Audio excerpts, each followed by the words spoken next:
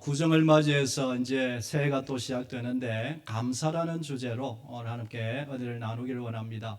감사는 모든 축복의 열쇠다. 모든 축복의 문을 여는 마스터 키다. 이런 제목으로 말씀을 전할 때에 여러분 올 한 해 우리의 마음과 또 우리 자녀들 앞길에 어떤 상황에서도 감사가 넘쳐나기를 소망합니다.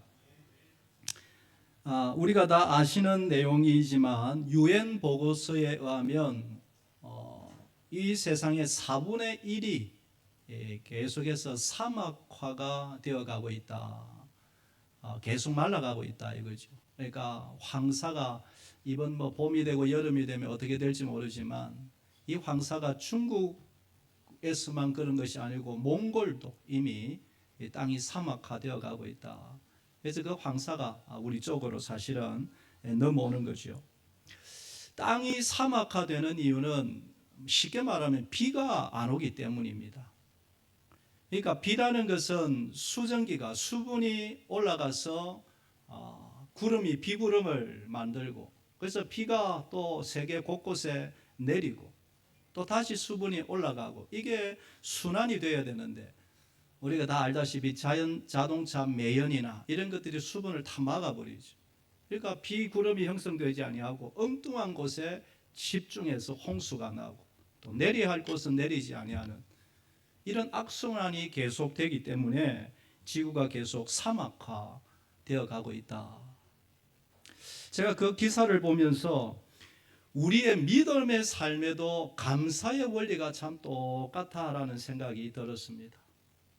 우리가 감사를 하나님 앞에 감사의 마음, 감사의 기도, 감사의 예배를 하나님 앞에 올려드리면 하나님이 은혜의 비를 우리에게 내려주시죠. 그러면 다시 우리 마음이 촉촉히 적혀져서 감사 삶을 사는데 어느 순간 감사가 끊어버리면 은혜의 단비가 내리지 아니하고 그럼 우리의 심령이 계속해서 말라가는 원리는 똑같은 것입니다. 제가 어느 글을 읽으면서 참 마음으로 웃었습니다. 아이들에게 들려줄 법한 그런 간단한 이야기입니다만은 우리에게 도전이 됩니다. 어느 날 하나님이 천국의 보물 창고를 활짝 열었습니다. 지어낸 이야기입니다. 하늘의 천국 보물 창고를 활짝 열으니까 천사들이 보니까 그 안에 평안, 기쁨, 자유, 은혜, 사랑, 자비, 양선, 신유, 능력 뿐만 아니라 이 땅에서 필요한 지위, 명예, 형통 등의 모든 좋은 것들이 다 들어있더랍니다. 그것을 보여주시면서 두 천사에게 명령을 합니다. 한 천사는 너희들이 세상에 내려가서 모든 사람들의 일반 감사 제목을 일반 기도 제목을 다 받아오너라. 한 천사에게는 일반 기도 제목을 받아오라 그러고 또 한 천사에게 명령하기를 너는 가서 감사 기도 제목을 받아오너라. 그런데 일반 기도 제목을 거두는 천사는 금방 거두어 다 올라오더랍니다. 이거 주십시오, 저거 주십시오. 이게 문제입니다. 저게 문제. 금방 거두어서 다 올라왔는데 감사 제목을 거두는 천사는 며칠이 지나도 오지를 않더랍니다. 한참 후에야 허겁지겁 얻는데 감사 제목 가져왔느냐? 예 하고 보는데 딱 한 사람 기도 제목만 가져왔더랍니다.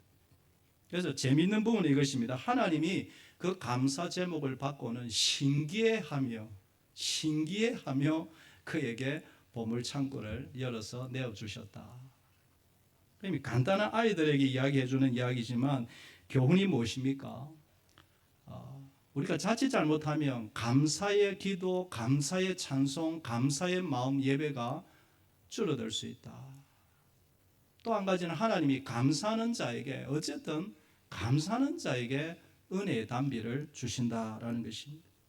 여러분 새해를 시작하면서 우리와 우리 자녀들의 삶에 감사의 마음 예배가 풍성하게 되기를 소망합니다.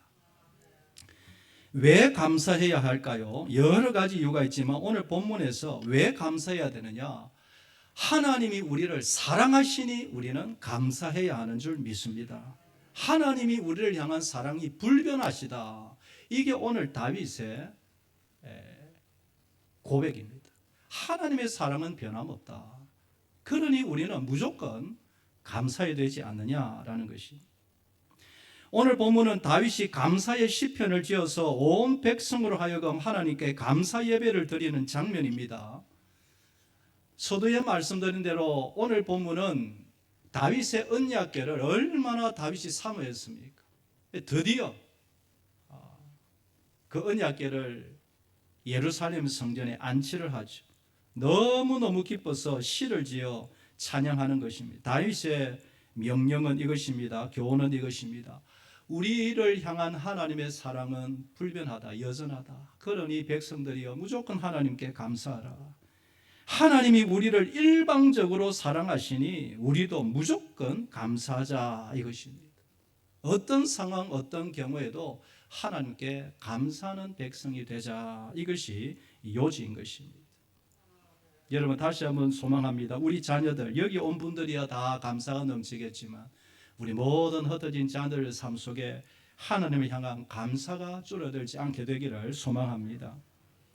저는 오늘 감사하면 어떤 축복이 열리느냐, 수만 가지가 있겠지만 실제적인 우리의 삶에서 몇 가지 찾아보기를 원합니다. 여러분, 감사하면 어떤 일이 일어날까요? 첫째로, 감사하면 마음의 독소가 빠집니다. 한번 따라해 볼까요? 마음의 독소가 빠진다. 우리의 생각과 우리의 마음을, 영혼을 병들게 하는 우리의 독소가 있습니다. 이 독소를 빠지게 해야 합니다. 빼야 합니다. 여러분, 육신의 건강도 마찬가지죠. 독소가 빠져야 되죠. 그래서 염증이 빠지게 하고, 이 혈류를 막는 이 노폐물을 빠지게 하고, 활성산소, 우리는 의학적인 거 잘 모르지만 어쨌든 활성산소를 빼내고, 그래서 여러분 디톡스, 해독 유명하지 않습니까? 이미 수십 년 전 디톡스, 거기에 온 세인들의 관심이 있죠. 육신이 건강하려면 독소를 해독을 해야 된다, 빼야 된다. 마찬가지로 우리의 영혼이 하나님과 계속해서 건강한 관계를 위해서는 마음의 독소가 제거되어야 된다. 독소가 뭡니까? 불신앙을 비롯해서 미움, 시기, 질투, 나도 모르게 올라오는 원망, 불평, 음란, 방탕, 정오, 내 마음의 분노, 이런 것들이 은혜의 단비를, 은혜의 수분이 올라가야 되는데 그것을 가로막고 계속해서 마음을 병들게 하는 것이지. 나도 모르게 일어나는 이런 것들이 언제 빠질까요? 감사할 때. 할렐루야. 감사할 때. 좀 기억하시기를 원합니다. 감사할 때 나도 모르게 눈물로 내 속에서 땀이 나오듯이 모든 독소가 감사할 때, 여러분, 우리 모두 이 한 주간 이런 경험들이 계속 일어나게 되기를 바랍니다. 나도 모르게 감사할 때 빠져나가는 것을 언제나 경험하는 것입니다. 한국 심리학의 권위자라 하면 여러분 이시영 박사는 다 아실 것입니다. 연세 우리 어른들은 이시영 박사 그때 강의도 많이 들었을 그런 세대니까요. 이 이시영 박사가 이런 말을 하는 것을 보았습니다. 모든 정신적 문제를 치유하는 치유법으로 모든 전문가들이 한결같이 감사를 권유하더라. 믿는 사람이건 믿지 않는 사람이건 정신적인 건강, 마음의 건강을 위해서는 감사를 모두가 한결같이 권하더라. 그러니까 이유가 뭘까요? 우리 사람이 감사하는 순간, 여러분, 하나님 감사합니다, 감사합니다 1초도 안 되죠. 그 1초 감사합니다라는 순간에 세라토닉이라는 우리 마음을 행복하게 하는 물질이 만들어진다라는 것이 이시영 박사의 주장입니다. 우리는 잘 모르죠. 의학적인 지식이 많이 없기 때문에. 감사합니다라고 진심으로 감사하는 그 1초도 안 되는 순간에 우리 마음을 행복하게 만드는 세라토닉이라는 물질이 나오고, 그 세라토닉이 우리의 마음을 치료하더라라는 것이. 감사가 마음을 치료하더라. 미국의 워싱턴 대학의 심리학 교수인 존 가트맨 박사가 있습니다. 아마 관심 있는 분은 다 아는 교수인데요. 이 교수가 참 대단한 것은 3,000쌍의 부부를 35년간을 추적해서 연구합니다. 그럼 생각을 해보십시오. 뭐 330쌍도 아니고 3000쌍의 부부를 한 주에 한 번, 한 달에 한 번씩 만나며 35년간을 만나서 그들의 대화를 적습니다. 기록합니다.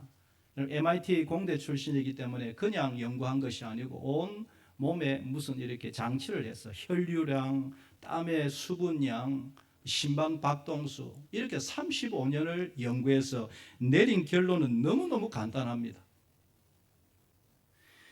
그가 내린 결론은 부부의 대화 패턴이 가정과 부부의 행복을 결정짓더라 이것입니다. 부부 사이에 서로 불평하는 사람, 원망하는 사람은 거의 93% 이상이 이혼하더라. 미국의 경우겠지만 93%, 94%가 이혼하더라. 이혼하지 않더라도 그만큼 힘들게 살더라. 그런데 반대로 어떤 가정 경제를 떠나서 서로 감사하며 사는 사람들 대부분은 행복하게 살더라. 작은 것이라도 감사합니다. 감사해요. 미안해요. 잘못했으면 미안하다. 내가 잘못했다. 인정하는 그런 사람들이 잘 살더라. 그가 내린 결론입니다. 간단한 말이지만 중요하죠. 그러니까 행복하게 살려면 부부든 사회생활이든 교회든 하나님 앞에서든 감사하는 사람이 되어야 된다. 서로 감사하며 살 때 마음의 독소가 제거되고 행복한 마음이 일어나더라라는 것이. 여러분 계속해서 감사하는 중에 더 감사가 일어나게 되기를 소망합니다. 여러분 어떤 가수가 글을 적은 것을 제가 보았는데 자신에게 있었던 일을 이야기한 적이 있습니다. 어느 날 SNS 댓글을 보는데 악플들이 막 올라오더랍니다. 그러니까 그 악플을 읽으니까 막 이렇게 가슴이 떨리고 두근두근거리고 걱정도 되고 막 그냥 마음이 불안해지고 너무 힘들더랍니다.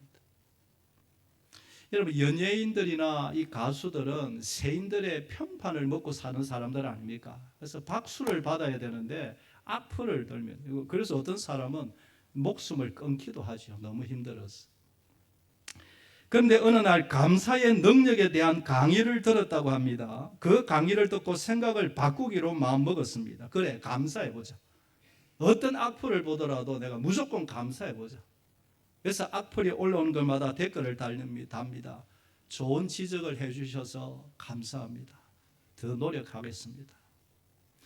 팬들의 기대에 부응하지 못해서 정말 죄송합니다. 앞으로 더 열심히 해서 더 잘 해보겠습니다.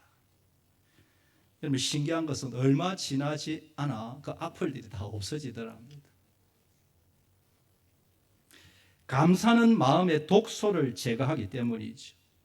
감사하면 서로의 마음에 감동이 일어나고 누가 시키지 않아도 좋은 감정이 생기고 감사하면 서로의 마음이 풀리기도 하는 것입니다. 여러분 우리가 모두 우리 마음속에 조금 불편한 찌걱찌걱거리는 거 있다면 감사를 해보셔서 저와 우리의 마음에 혹시 나도 모르는 독소들이 다 빠져나가는 은혜가 있게 되기를 축복합니다. 두 번째로 우리가 감사하면 실제적인 은혜가 뭡니까? 축복이 뭡니까? 긍정적인 사람으로 변한다는 것입니다. 긍정적인 자아가 된다는 것입니다. 부정적인 마음을 긍정적인 마음으로 바꿔준다는 것입니다. 심리학에 조금 관심이 있는 사람은 마틴 세리그먼이라는 박사를 모르는 사람이 없을 겁니다. 그가 말하기를 행복한 사람의 특징은 다 긍정적이더라. 웬만한 일에 매사에 그래 한번 해보자. 잘 되겠지 뭐. 다시 한번 더 해보자. 잘 되겠지. 괜찮아. 한 번 더 해봐. 언제나 이런 말을 쓰며 긍정적인 사람이더라. 그런 사람들이 소소하게 행복하게 그렇게 살더라.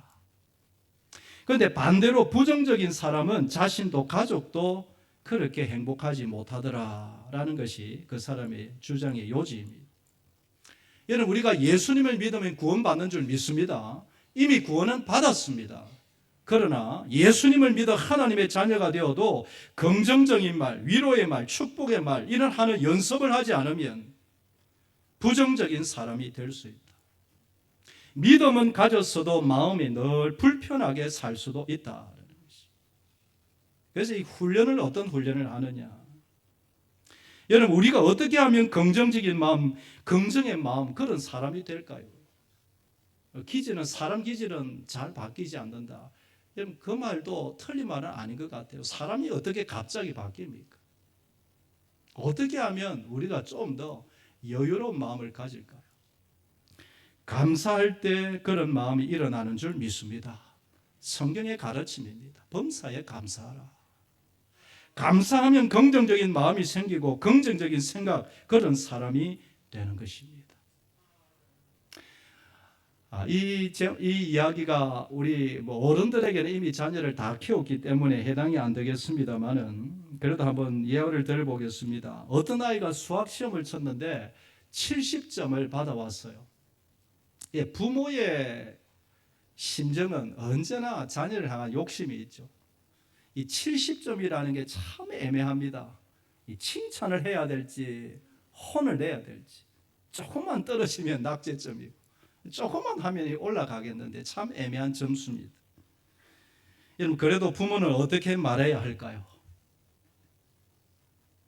70점 받아온 그런 아이에게 어떻게 말해야 할까요? 잘했다 해야 할까요? 더 잘해라 해야 할까요? 저는 무슨 말을 하기 전에 부모의 마음에 감사한 마음이 먼저 들어야 할 줄 믿습니다. 하나님 이 아이를 주셔서 감사합니다. 여러분 그 찰나적인 순간에 이런 생각이 다 작동이 되지 않죠. 그러나 훈련이 되어야 된다 이 아이를 나의 아이로 나의 손자로 주심에 감사합니다. 그래도 지난 10수년간 건강하게 자라게 하시고 밝게 믿음 안에 자라게 하여 주신 것 감사합니다. 감사하면 어떤 마음이 일어날까요? 왜 이것밖에 못 받으냐 그런 말은 안 나올 겁니다. 아이고 열심히 잘했네, 수고했다. 감사하면 이런 말이 나오게 될 줄 믿습니다. 제가 이 말씀을 준비하는데 몇 년 전에 어떤 실종 사건이 있었는데 어떤 사건인지는 정확하게 기억이 안 나고 그 부모님의 울먹이는 말이 늘 귓가에 쟁쟁거립니다. 아이가 실종이 되었습니다. 그래서 그 인터뷰하는 기자에게 살아있기만 하면, 보지 않아도 좋으니 살아있기만 하면 좋겠습니다. 그냥 그게 우리 모든 부모의 심정이 아니겠습니까? 저와 우리 마음에 어떤 일이 있더라도 감사함이 먼저 일어나게 되기를 소망합니다. 감사가 일어나면 여러분 딴 말이 안 나오고 위로와 격려와 축복의 말이 나오게 될 줄 믿습니다. 장경동 목사님이 언젠가 들려준 이야기가 글이 하나 있어서 여러분과 나누기를 원합니다. 여러분 교회 사이즈가 크기 때문에 아마 이런저런 성도들이 많이 있었을 겁니다. 그런데 꼭 상반되는 두 가정이 있었다고 그럽니다. 한 집에 아이는 공부를 참 잘했다고 해요. 늘 시험을 치면 수수 그렇게 받았다고. 한 번은 점수를 받아왔는데 수수수 우를 받아왔더랍니다. 우가 하나 있더랍니다. 어떻게 말했을까요? 아마 그 집안이 대대로 공부를 잘했던 모양입니다. 이 아이놈아 하나만 더 술을 맞았으면 올순데 이게 다 부모의 심정 아닙니까? 그죠? 근데 그런 말이 한두 번이 아니고 계속 툭툭 나왔더라고 합니다. 수수 우면은 천재 중에 천재 아닙니까? 네, 하나만 더 술을 맞으면 올순데 이놈아. 그런데 한 집의 다른 아이는 반대입니다. 양가 가가 그러다가 우가 뒤에 나왔습니다. 어떻게 말했을까요? 이야 대단하다 이놈아. 어째 우를 봤냐. 너는 한 과목에 집중하는 집중력이 있구나. 여러분 문제는 나중에 크고 보니까 이 칭찬을 받은 아이는 서글서글 하더랍니다. 그런데 공부를 잘한 아이의 집 아이는 성격이 까칠하더랍니다. 성격이 날카롭더랍니다. 물론 하나님이 은혜 주시면 다 앞으로 크면서 성숙한 사람이 되겠지만, 사랑하는 여러분, 저와 우리 마음속에 어떤 결과, 어떤 일이 있더라도 감사를 잊지 않는 우리 모두가 되기를 소망합니다. 여러분의 가정에, 부부 사이에, 자녀들 사이에, 또 우리 성도들 사이에 감사하면서 나오는 진정 어린 위로, 격려, 축복, 이것이 올 한 해 우리에게 풍성하게 되기를 주의 이름으로 축복합니다. 마지막 한 가지는 감사하면 최고의 영성에 이르게 합니다. 감사는 최고의 영성을 만듭니다. 신약에서 최고의 영성을 가진 사람은 사도 바울 누구도 예외가 아닐 것입니다. 사도 바울의 영성을 한마디로 말하면 감사의 영성입니다. 사도 바울이 쓴 에베소서, 골로새서, 빌립보서를 읽어보면 한결같이 감사하라, 기뻐하라. 어디에서 그 편지를 적습니까? 감옥에서. 빌립보서 4장 12절에 봐도 내가 비천에 처할 줄도 알며 풍부에 처할 줄도 알아 모든 일에 배부르며 배고픔과 풍부와 궁핍에도 일체의 비결을 배우느라. 여러분, 어떻게 인간으로 같은 성경을 가진 사람으로 감옥에서 기뻐하시오, 감사하시오, 자족하시오, 그렇게 말할 수 있단 말입니까? 구약 최고의 영성의 소유자라면 다니엘을 들 것입니다. 그도 감사의 영성을 가진 사람입니다. 사자의 굴에 앞에 서면 떨리는 것이 인생일지인데, 불에 들어가면 들어가지 않으려고 몸부림치는 것이 우리 사람일지인데, 그는 감사의 영성을 끝까지 잃지 않습니다. 한 번씩 다니엘서 6장 10절을 읽어보면 우리의 신앙이 뜨끔뜨끔하며 우리 자신을 채찍질할 수밖에 없습니다. 다니엘이 이 조서에 왕의 도장이 찍힌 것을 알고도 자기 집에 돌아가서는 윗방에 올라가 예루살렘을 향한 창문을 열고 절에하던 대로 하루 3번씩 무릎을 꿇고 기도하며 그의 하나님께 감사하였더라. 내일 아침이면 사자굴에 들어갈 터이지만, 그러나 이 못난 자를 이방 나라의 총리까지 세우시 하나님의 백성으로 삼으셨습니까? 감사하였더라. 또 한 사람, 구약의 최고의 영성의 소유자라면 오늘 본문에 나오는 다윗일 것입니다. 하나님이 다윗을 향하여 내 마음에 합한 사람이다, 어떻게 그렇게 부르셨을까? 그렇게 평가받는 이유 중에 하나는 다윗 역시 감사의 사람이었다. 사울에게 쫓겨다니는 10수년간에도 그는 하나님 앞에 떨며 감사를 잊지 않았다. 시편 150편 가운데 다윗이 지은 시가 70세계인데 그 중에 반 이상이 감사의 시였다. 도망 다니면서도 하나님 앞에 감사를 외쳤다. 오늘 본문과 연결되는 것이 시편 103편 1절 2절입니다. 우리 다 같이 한번 시편 103편 자막을 보며 같이 읽겠습니다. 내 영혼아 여호와를 송축하라. 내 속에 있는 것들아 다 그의 거룩한 이름을 송축하라. 내 영혼아 여호와를 송축하며 그의 모든恩택을 잊지 말지어다. 아멘. 여러분, 믿음이 자라고 깊은 믿음의 사람이 되려면 감사하라, 이 말입니다. 여러분 기억하십시오. 우리가 40일 금식 기도 귀하고 밤낮주야로 기도하고 찬송하고 예배하는 것 귀합니다. 얼마나 하나님 앞에 감사한 분인지 모르고 성경을 1독, 10독, 100독 한다는 것은 너무너무 귀한 것입니다. 그러나 감사하지 않는다면 하나님 앞에 바른 신앙이 아닌 것이죠.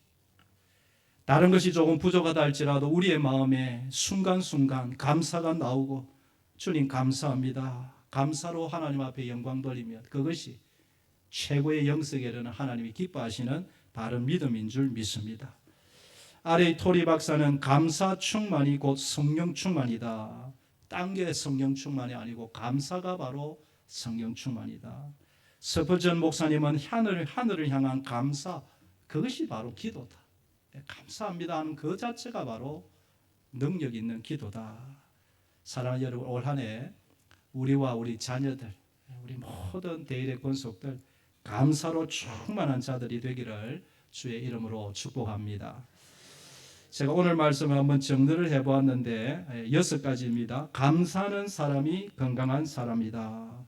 감사하는 사람이 행복한 사람이다. 감사하는 사람이 성령의 사람이다.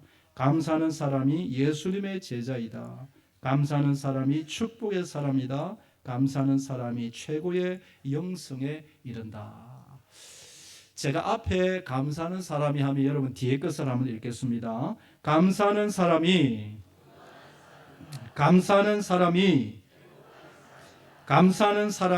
성경에